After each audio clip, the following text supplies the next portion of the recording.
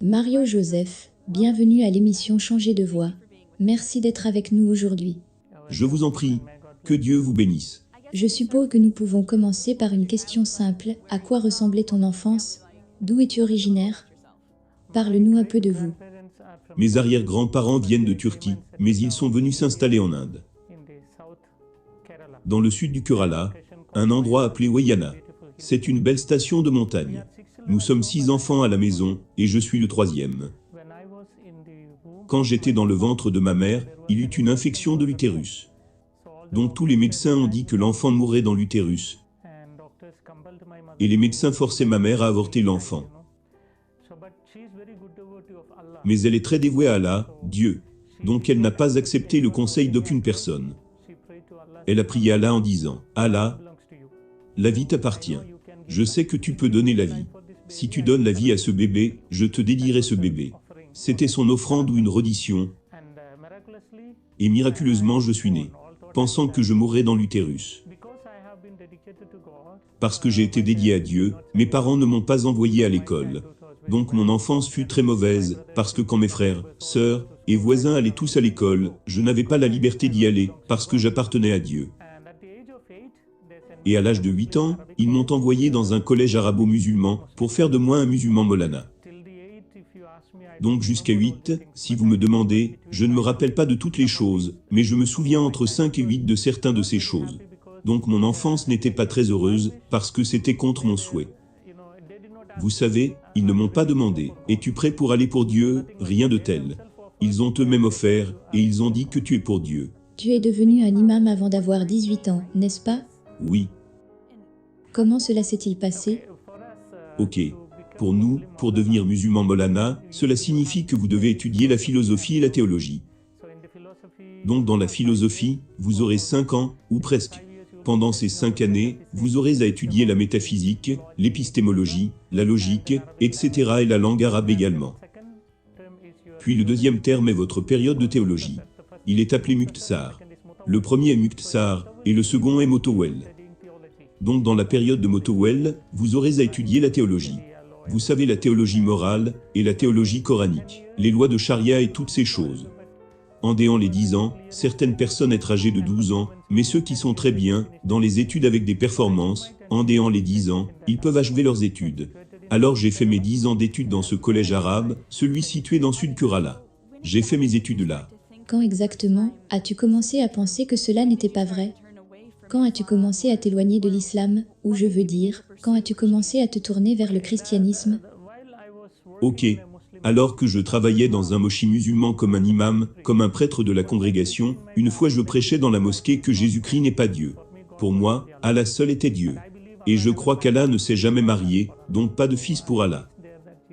Donc j'ai prêché là, que Jésus n'est pas Dieu. Alors quelqu'un m'a demandé qui est Jésus, de la foule, peut-être un musulman. Mais il m'a demandé qui est Jésus, je prêchais qu'il n'est pas Dieu, mais la question est, qui est-il? Pour savoir qui il est, j'ai relu encore une fois le Coran entièrement. 114 chapitres, 6666 versets du Coran. Quand je l'ai lu, le nom du prophète Mohammed, je l'ai trouvé dans le Coran dans 4 endroits. Mais le nom de Jésus, je l'ai trouvé dans 25 endroits. Donc j'étais un peu confus. Pourquoi le Coran donne plus de préférence à Jésus? Et la deuxième chose, je ne pouvais pas trouver le nom d'une femme dans le Coran. Le nom de la mère du prophète Mohammed, ou le nom de la femme, ou le nom des enfants. Rien. Dans le Coran il n'y a que seul, le nom d'une femme que j'ai trouvé, Mariam, la mère de Jésus. Pas le nom d'autre femme. Et dans le Saint-Coran, chapitre 3 le nom du chapitre, c'est « Famille de Mariam ». Et le Saint-Coran chapitre 19, le nom du chapitre lui-même est Mariam. Un chapitre est Mariam. Donc j'étais très curieux, pour savoir pourquoi ce Coran dit toutes ces choses. À propos de Mariam, le Saint-Coran chapitre 3 verset 34 et suivant, dit que Marie est née, sans le péché ordinaire. Elle n'a jamais commis aucun péché dans sa vie. Elle était toujours vierge. Coran chapitre 50 verset 23 dit qu'elle est allée au ciel dans son corps physique. Même l'Assomption est écrite dans le Saint-Coran. Puis à propos de Jésus, quand je lis chapitre 3 verset 45 à 55, il y a 10 points que le Coran fait à propos de Jésus. La première chose que le Coran dit, le mot arabe qui signifie la parole de Dieu, et la deuxième chose Ruhollah, qui signifie esprit de Dieu, et le troisième est Issa qui signifie Jésus-Christ. Donc le Coran donne au nom de Jésus, la parole de Dieu, l'Esprit de Dieu, Jésus-Christ. Puis le Coran dit que Jésus a parlé quand il était très petit. 2 jours après sa naissance, il a commencé à parler. Le Coran dit que Jésus a créé un oiseau vivant avec de la boue. Il a pris de la boue, a formé un oiseau. Quand il a respiré dessus, c'est devenu un oiseau vivant. Donc j'ai pensé, il peut donner la vie. Il donne la vie à cette argile de boue. Et puis le Coran dit que Jésus a guéri un homme né aveugle, et un homme avec la lèpre, etc. Curieusement, le Coran dit que Jésus donne la vie aux morts. Jésus est allé au ciel. Il est toujours vivant, et il reviendra. Quand j'ai vu toutes ces choses dans le Coran, ma pensée était que dit le Coran à propos de Mohammed. Vous savez, selon le Coran, le prophète Mohammed n'est pas la parole de Dieu, pas l'esprit de Dieu. N'a jamais parlé quand il était âgé de 2 jours.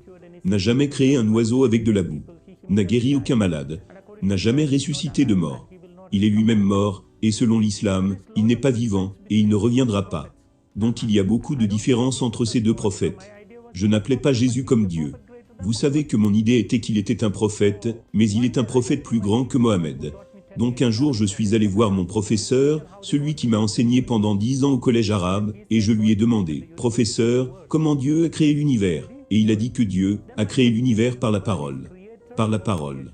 Puis ma question fut, la parole est créateur ou création? Clairement. Ma question est, la parole de Dieu est créateur ou création? Le Coran dit que Jésus est la parole de Dieu.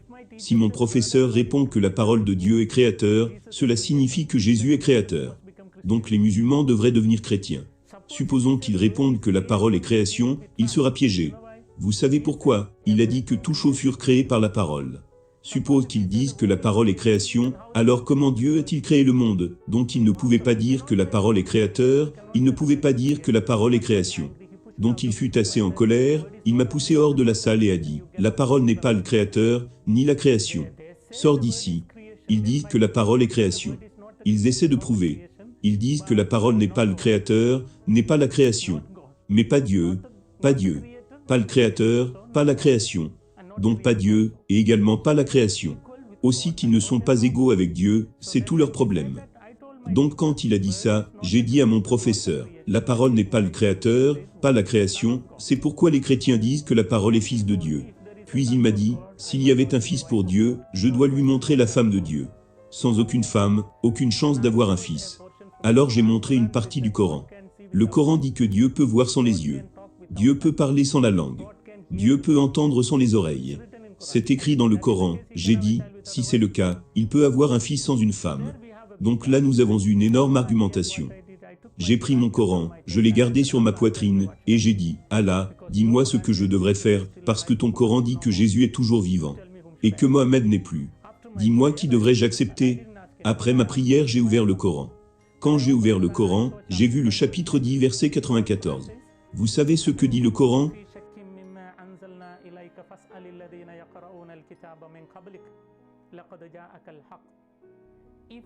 Si tu as un quelconque doute dans ce Coran que je vous ai donné, va et lis la Bible. Ou demande aux gens, à ceux qui lisent la Bible. La vérité est déjà révélée. Donc si vous me demandez, qui a fait de moi un chrétien, ce n'est aucun père, ce n'est aucune nonne, ce n'est aucun évêque, ce n'est aucun cardinal, ce n'est pas même le pape. Mais le Saint-Coran m'a converti au christianisme. Donc après avoir vu cela, j'ai décidé d'étudier la Bible, et je suis allé dans un centre de retraite appelé le Centre de la Retraite Divine, qui est en Inde. Nous avons 7 langues de retraite. Beaucoup de personnes y viennent chaque semaine. Vous savez, chaque semaine du lundi au vendredi, il y a retraite résidentielle. Beaucoup d'hindous, musulmans et chrétiens et différentes dénominations de partout le monde, les gens viennent là-bas. Donc je suis allé là-bas pour faire mes études bibliques. C'est comme ça que j'ai eu une relation avec le christianisme. Ok. Est-ce à ce moment-là que tu as décidé de devenir chrétien? Ce n'était pas immédiatement après mon arrivée. J'ai assisté premièrement à une retraite, et je n'étais pas très heureux. J'avais moins de 19 ans, pas encore. J'ai terminé mes études, et je travaillais dans un collège arabe. Plutôt, je travaillais dans une mouchi. Donc j'avais moins de 19, et alors que je faisais mes études bibliques, il y a eu beaucoup de points qui m'ont touché dans la Bible. Le premier jour, le Père a lu Jean chapitre 1 verset 1. Au commencement était la parole. La parole était avec Dieu. La parole était Dieu. La parole est devenue chair. Donc mon Saint Coran dit que Jésus est la parole de Dieu. Maintenant la Sainte Bible dit aussi que Jésus est la parole de Dieu. Donc j'ai trouvé les deux très similaires. Et j'étais heureux de savoir que j'ai besoin du Coran, et j'ai besoin de la Bible. Tous les deux. J'étais dans l'humeur qu'un jour je peux devenir chrétien, un autre jour musulman.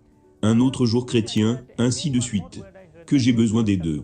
Pendant que j'y pensais, une autre parole que j'ai entendue c'était Jean chapitre 1 verset 12. C'était une telle parole d'amour pour moi. Parce qu'il est écrit dans la Bible que si une personne accepte Jésus, Jésus lui donnera le pouvoir de devenir enfant de Dieu.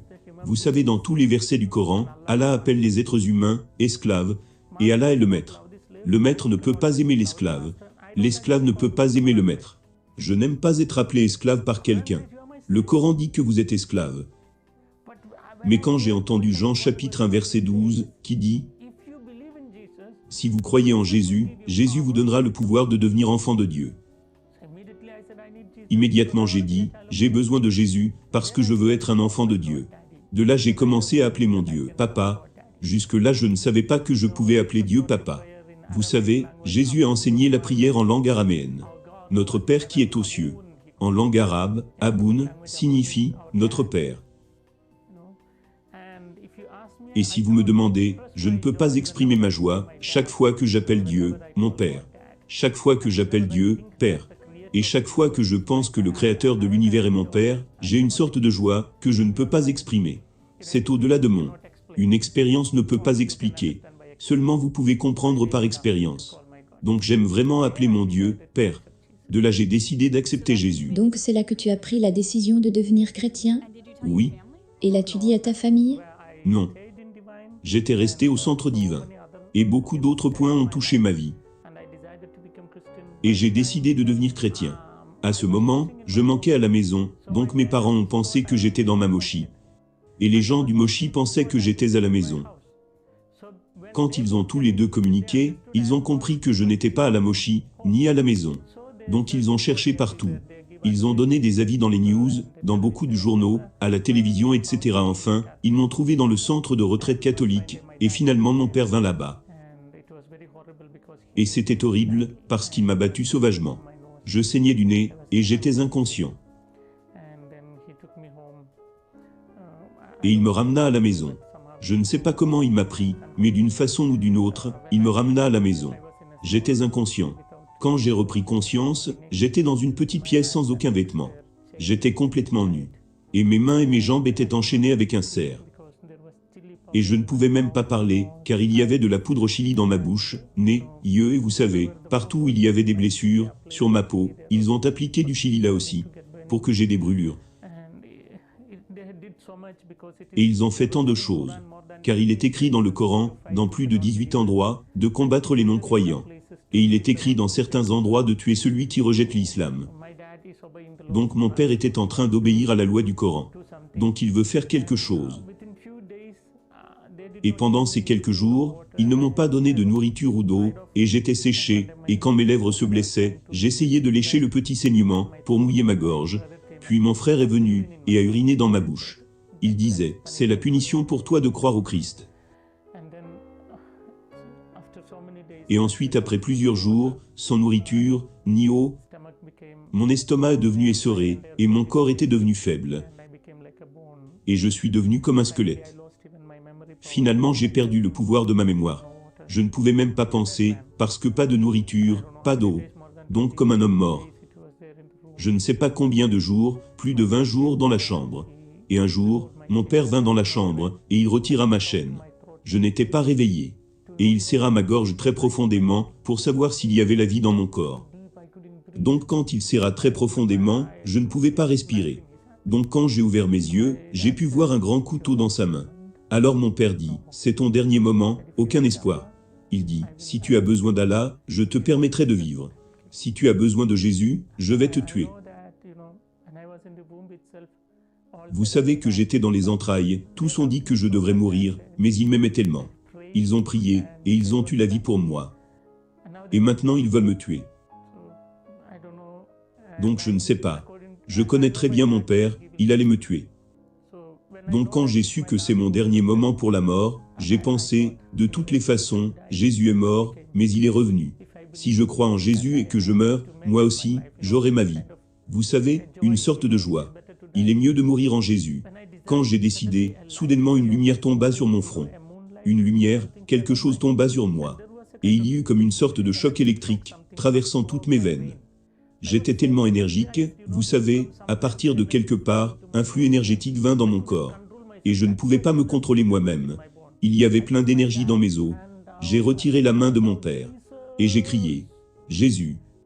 Quand j'ai crié, mon père est tombé sur le sol. Quand il est tombé, avec le couteau qu'il tenait, il y eut une grosse blessure sur sa poitrine. Et il y avait des saignements, et une sorte de mucus sortait de sa bouche, et il criait. Et eux tous étaient dans le choc, mes frères et ma mère, mes sœurs. Ils ne savaient pas ce qui se passait. Donc ils pensaient que mon père était déjà mort. Donc ils ont pris mon père, et ont couru à l'hôpital. Quand ils couraient à l'hôpital, ils ont oublié de verrouiller la chambre de l'extérieur. Et j'étais dans une énergie que je ne peux pas vous expliquer, parce que j'étais squelettique, sans nourriture durant plusieurs jours, plus de 20 jours, squelettique mais très énergique. Donc je suis sorti et mis les habits de mon père, j'ai couru pour un taxi, pris un taxi, directement pour aller de là. Sur le chemin, le taximan était un chrétien. Donc il m'acheta des bonbons, des jus et toutes ces choses. Il connaît mes luttes, et il m'emmena à Pota. Et il me contacte même jusqu'à présent. Il est très bon ami à moi, le chauffeur de taxi. Donc je suis allé de nouveau à Pota. Depuis ce jour-là, j'ai réellement compris que mon Jésus est vivant, même actuellement. Quand je l'appelle pour mes besoins. Il m'a sauvé. Ce qui signifie qu'il est présent ici même, alors que je vous parle. Donc c'est ma vie. Partout, je sais qu'il est présent. Car maintenant, après ma conversion, il y a 18 ans, je n'ai jamais pensé que les musulmans me permettraient de vivre 18 ans. Et j'ai même prêché au Moyen-Orient, où les Arabes sont venus, rien ne s'est passé. Donc ce qui veut dire que mon Jésus est vivant, et il me protège. Mario, est-ce que ta vie est en danger? Est-ce que les gens essaient de te tuer? Oui. Même après cette expérience, tant de fois ils ont essayé de me tuer. Et à la fin, mes parents, vous savez, ils ont fait une cérémonie funèbre simulée. Vous savez ce que c'est comme un reniement, un rejet. Vous savez ce qu'ils ont fait? Ils ont fait ma statue, et l'ont enterrée dans une tombe. Et ils ont écrit ma date de naissance, et la date de ma mort. Ils ont écrit ma date de naissance originale, mais le jour de ma mort, le jour où je suis devenu chrétien. Quand j'ai pris le baptême. Donc c'est ce jour-là pour eux. Et ils m'ont enterré. Dans ma ville natale, j'ai ma propre tombe. Un de mes amis, un ami chrétien, quand il est passé par là, il a pris la photo de cette tombe, et me l'a envoyée. C'est comme ça que j'ai su que j'ai une tombe. Donc après ça, plus de contact avec mes sœurs que j'aime beaucoup. Ma mère que j'aime vraiment. Mais aucun espoir. Humainement, je dis aucun espoir, mais Dieu peut les toucher en un moment. Donc je prie. Et même s'ils n'acceptent pas le christianisme, je dis toujours que Jésus, s'il te plaît, emmène-les au ciel. Où je suis, j'ai besoin d'eux, donc c'est toujours ma prière. Et tu n'as pas peur de mourir? Jamais. Jamais. Tu ne dois pas l'être non plus. La peur de la mort est en fait une folie. Vous savez pourquoi? Tous ceux qui sont nés devraient mourir un jour. 100%. Nous devons tous mourir. Tu dois mourir. Nous devons tous mourir. Que vous ayez peur, ou n'ayez pas peur, vous devez tous mourir. C'est un fait. Et je dirais que c'est la seule assurance que vous atteindrez sur terre. Mais Christ qui est mort, est revenu. Donc j'ai espoir que si je meurs en Christ, moi aussi je vais revenir. Donc il vaut mieux être sûr de la mort, et qui devrait être en Christ, parce que Jésus a dit très clairement que je vais à la maison de mon Père. Romains, plutôt Jean chapitre 14 verset 3. Je vais à la maison de mon Père. Il y a beaucoup de demeures, et je vais préparer une pour toi, et je reviendrai pour vous prendre. Donc je suis tellement heureux de savoir que mon Jésus est en train d'arranger un grand bungalow pour moi là-bas. Quand il aura fini, il reviendra pour me prendre. Je pense que c'est un grand bungalow, parce que durant les 18 années passées, les musulmans ont essayé de me tuer, mais ils ne pouvaient pas me tuer. Ce qui signifie que la construction est toujours en cours. Quand ce sera prêt, alors il reviendra pour me prendre. Alors les musulmans pourront me tuer. Jusque-là personne ne pourra. Donc je n'ai pas peur de la mort, parce que c'est un fait. La seule chose auquel je pense, après ma mort, quoi, avoir la vie éternelle. Vous avez besoin de Jésus. Ma foi est que chaque religion dit, le bloc entre Dieu et l'homme est le péché. Et dans l'islam, pour le péché, ils offrent des animaux. Pour leur péché, ils sacrifient des animaux. Dans l'hindouisme, c'est la réincarnation, puis la réincarnation. Seulement dans le christianisme, Jésus lui-même a pris mon péché et ma punition, et il a enlevé ce péché de moi et il m'a rendu pur. Et il peut me livrer à Dieu le Père en disant, il est pur. Je l'ai purifié. J'ai enlevé toutes ses transgressions, et sa punition et ses péchés. Donc maintenant vous pouvez l'emmener au ciel. Donc Jésus est mon sauveur, il est un homme parfait, parce que je suis un homme, mon sauveur devrait être un homme. Et il est parfait pour Dieu, parce que j'ai besoin de la vie éternelle, uniquement Dieu peut donner la vie éternelle. C'est très simple de vous le dire, les conséquences du péché, c'est la mort. Les conséquences du péché sont la mort. Donc pour enlever la mort, ce que vous devez faire. Pour enlever l'obscurité, vous devez apporter la lumière. De la même manière, pour enlever la mort, vous devez apporter la vie. Quelle vie? Dans l'Ancien Testament, il donnait la vie des animaux, parce qu'ils croyaient en la vie dans le sang, et le sang animal. Et les musulmans font encore cela. Mais pour enlever ma mort, j'ai besoin de la vie éternelle, et où je peux obtenir la vie éternelle, seulement de Dieu, et cela est donné par Jésus à la croix.